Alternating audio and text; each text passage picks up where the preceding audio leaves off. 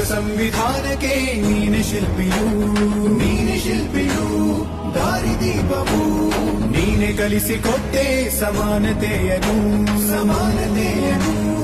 ಏಕತೆಯನು ರಾಷ್ಟ್ರ ಸಂವಿಧಾನಕ್ಕೆ ನೀನೆ ಶಿಲ್ಪಿಯು